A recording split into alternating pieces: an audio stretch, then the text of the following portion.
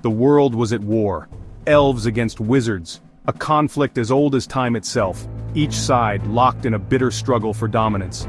The elves, masters of the forest, fought with the fury of nature itself. Their arrows flew like the wind, their blades, sharp as thorns, tasted the blood of countless wizards. The wizards, wielding ancient and forbidden magic, answered with fire and fury. Their spells tore through the elven ranks, the very earth trembled under the might of their power. Neither side gave an inch, neither side sought peace, only victory. The land bled. Rivers ran red with the blood of fallen warriors. Forests, once lush and vibrant, were reduced to ash and cinder.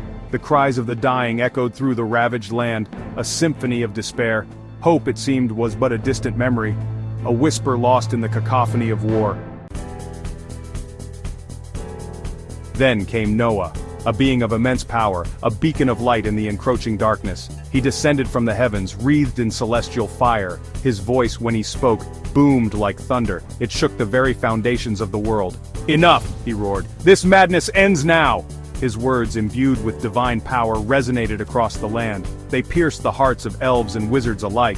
Their weapons clattered to the ground, their hatred momentarily forgotten. Noah spoke of peace, of unity, of a world where elves and wizards could coexist. His words, filled with hope and promise, resonated deep within the souls of the war-torn people. A fragile truce was forged. The fighting ceased. For a time there was peace. A fragile, tentative peace, but peace nonetheless. Noah, hailed as a savior, walked among both elves and wizards. His presence, a constant reminder of the truce, a symbol of unity. But peace, like all things, was fleeting. A shadow fell upon the land, a darkness that whispered of chaos and destruction. The warlord, they called him, a being of pure malice. His heart, a black and twisted thing, craved only power. He despised Noah, despised the peace he represented. He gathered to him the most bloodthirsty of his kind. Orcs, goblins, and men, twisted by the warlord's dark influence, flocked to his banner. One night the warlord struck. His forces descended upon Noah's home, a peaceful village nestled in a quiet valley far from the ravages of war. The attack was swift, brutal.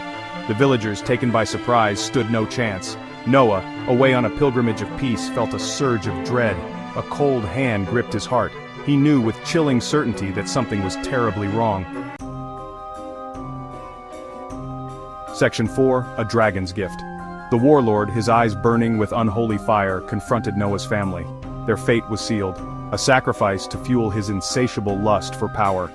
As the warlord prepared to deliver the final blow, something extraordinary happened. A roar, deafening in its intensity, shook the very foundations of the village. From the flames of Noah's burning home, a creature of legend emerged. A dragon, its scales shimmered, a mesmerizing dance of red and black. Its eyes, burning embers of defiance, glared at the warlord. The warlord, taken aback by the sudden appearance of this magnificent beast, hesitated.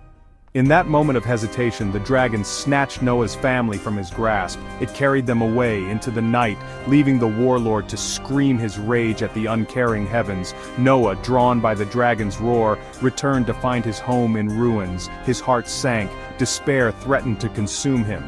Then, he saw it. A set of tiny footprints barely discernible in the ash and dust. Dragon footprints. They led away from the wreckage, a beacon of hope in the darkness. Section 5, The Pact. Noah, guided by the dragon footprints, ventured deep into the Whisperwood, a forest ancient and vast. Shrouded in an ethereal mist, it was said to be the dwelling place of gods and monsters. The forest was alive. Trees whispered secrets to the wind. Their branches, gnarled and twisted, reached for him like skeletal fingers. He journeyed for days, each step fueled by a desperate hope. Finally he emerged into a clearing, bathed in an ethereal light. In the center stood the dragon, its scales now gleaming like polished rubies and obsidian, shimmered in the dappled sunlight. At its feet, huddled together, were his family, unharmed. As Noah approached, the dragon lowered its head. Its eyes, filled with an ancient wisdom, met his. In that moment, a bond was formed, a pact made. Noah swore to protect the dragon, to care for it, to treat it as his own kin. In return, the dragon would help him find the warlord, help him exact his revenge.